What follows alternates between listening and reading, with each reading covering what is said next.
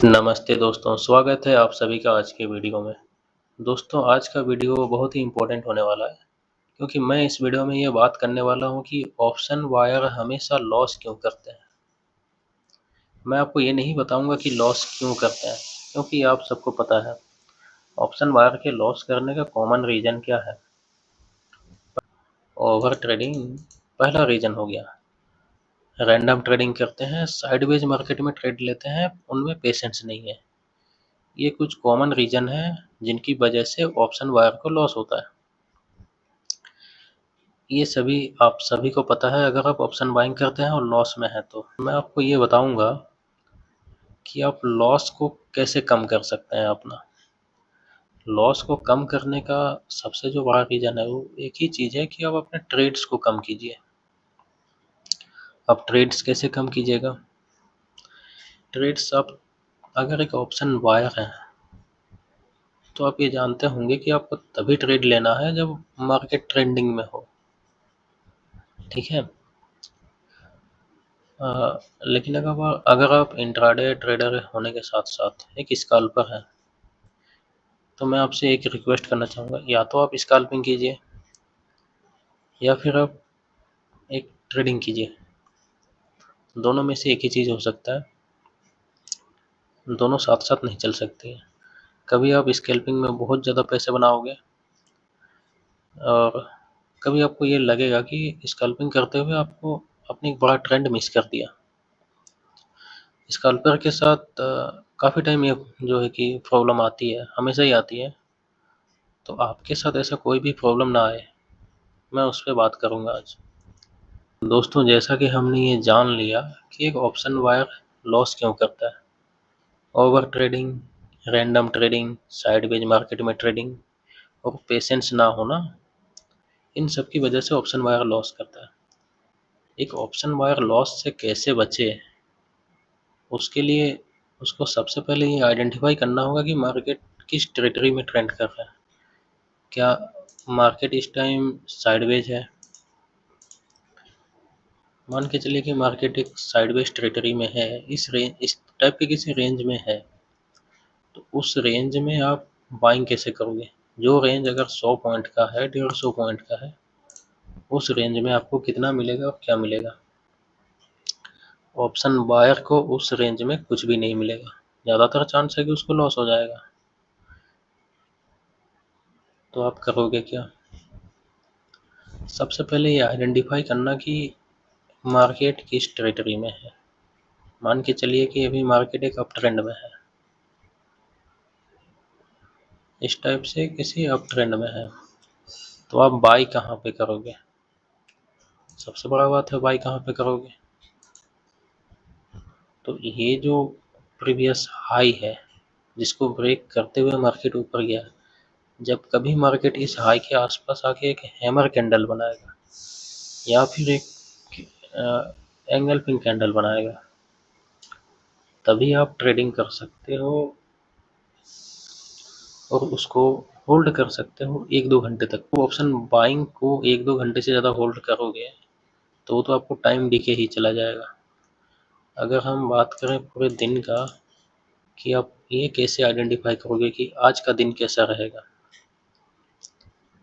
उसके लिए सबसे पहला बात ये है कि हमें ये आइडेंटिफाई करना होगा पहले 5 मिनट में कि मार्केट में ओपनिंग के बाद हुआ क्या है।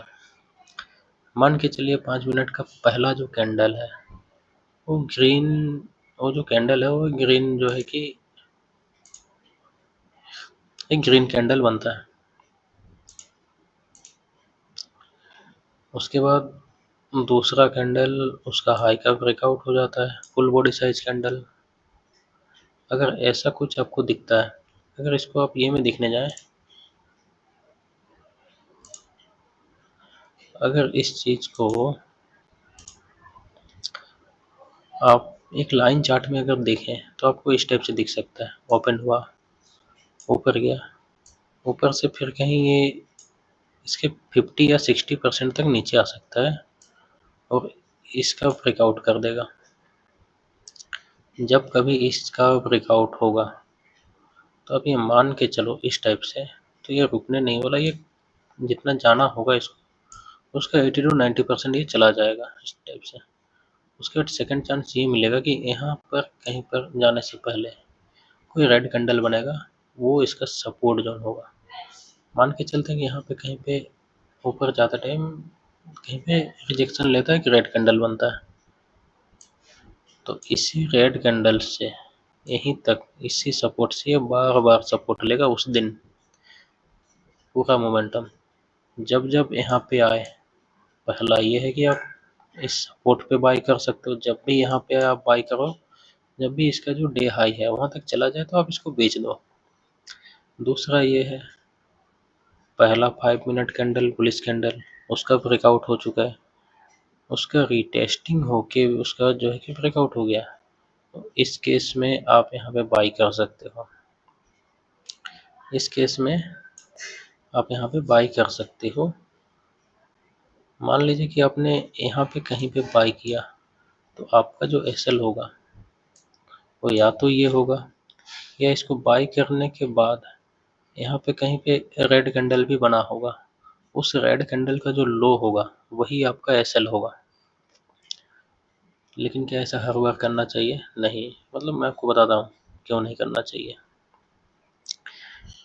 आपका जो है कि ये पहला कैंडल, उसके बाद आप मान के चलो दूसरा कैंडल से ब्रेकआउट हो गया, 3 से 4 कैंडल इसके ऊपर बना, उसके बाद के जो कैंडल बनने लगे वो इस तरीके से नीचे आते गए। रीटेस्टिंग के लिए आप लगा कि वो रीटेस्टिंग है, और फिर इस कैंडल का जो पहला 5 मिनट कैंडल है इसका लो का ब्रेकडाउन हो गया। उसके बाद मान के चलिए कि एक नया लो लगता है, और इस लो के लगने के बाद एंगल्फिंग करते हुए कुछ भी ये करते हुए वापस ये इसी टेरिटरी में आ गया फर्स्ट 5 मिनट कैंडल की रेंज में। तो उस दिन पूरे दिन में होगा क्या कि जो आज का हाई लग गया और जो आज का लो लग गया, इस लो का ब्रेकडाउन हो जाए, इसका चांस बहुत कम है, और इस हाई का ब्रेकआउट हो जाए इसका भी चांस बहुत कम है। कोई भी एक कैंडल शायद ही इसके ऊपर अच्छे से क्लोज होगा 80% फुल बॉडी साइज के साथ। तो यही सब जो है कि आइडेंटिफाई के रीजन्स हैं जो एक ऑप्शन बायर को पैसा दे सकता है। एक ऑप्शन बायर केवल और केवल एक ट्रेंडिंग मार्केट में पैसा कमा सकता है, और ट्रेंडिंग मार्केट में भी कब पैसा कमाएगा? कई बार क्या होगा कि एक गैप अप ओपन हुआ, चल गया ऊपर, अब कुछ नहीं कर सकते हो। कई बार क्या हुआ, गैप डाउन ओपन हुआ और फिर वो साइडवेज हो गया। यही होता है ज़्यादातर टाइम ऑप्शन बायर के साथ, यही होता है। तो आप करोगे क्या? आपके पास ज़्यादा मौके तो है नहीं। एक मैं बेस्ट सेटअप आपको बताता हूँ जो इन सबसे अच्छा है।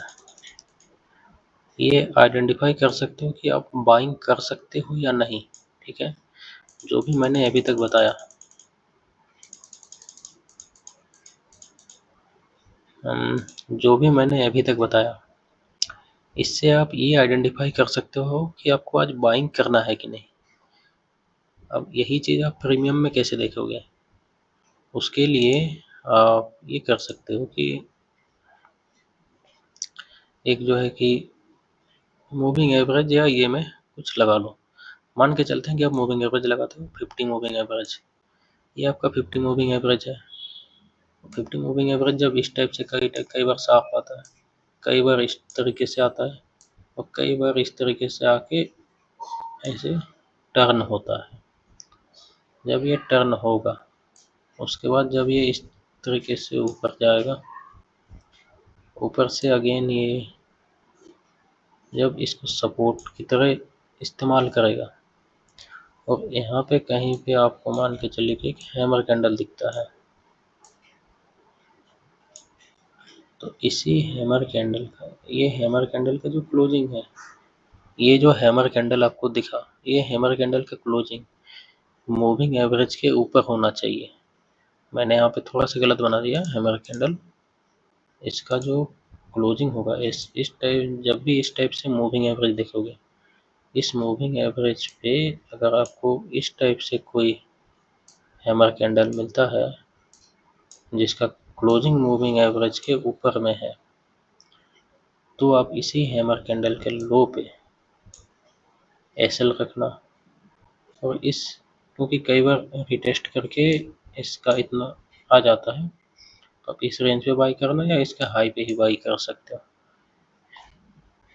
और इस टाइप का सेटअप डेली नहीं बनेगा, इस टाइप का सेटअप आपका बनेगा महीने में 4 से 5 सेटअप बनेंगे आपके। ये सेटअप देखना कौन से टाइम फ्रेम पे है। ये सेटअप या तो आप 5 मिनट टाइम फ्रेम पे देखो, 10 मिनट में देखो, 15 मिनट में देख सकते हो, और 30 मिनट में। ये जो सेटअप है ये आपको प्रीमियम में देखना है। जो ऑप्शन के प्रीमियम चार्ट्स हैं उसमें इस टाइप का कोई भी सेटअप बने तो वो एक गोल्डन सेटअप की तरह हो सकता है, और उससे आपको अच्छा खासा प्रॉफिट होगा। उसमें आपको 1:5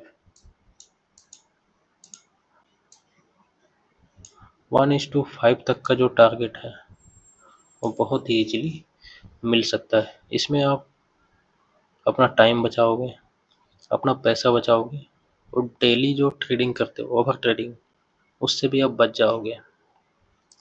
थैंक यू दोस्तों। इससे रिलेटेड अगर मेरे को कुछ और वीडियो बनाना है तो प्लीज़ आप मुझे बताइएगा। अगर मैंने कुछ छोड़ दिया है या कुछ मिस किया है मैंने यहाँ पे, तो प्लीज़ मुझे बताइएगा। और मेरे वीडियो में अगर कुछ कमी रह गई है तो उस कमी को मैं कैसे पूरा कर सकता हूँ या कैसे दूर कर सकता हूँ, वो भी मुझे बताइएगा। थैंक यू दोस्तों। अगर मेरे वीडियो से कुछ भी आपको सीखने को मिला है, अच्छा लगता है मेरे वीडियो को देखने में आपको, तो सब्सक्राइब कर लीजिएगा।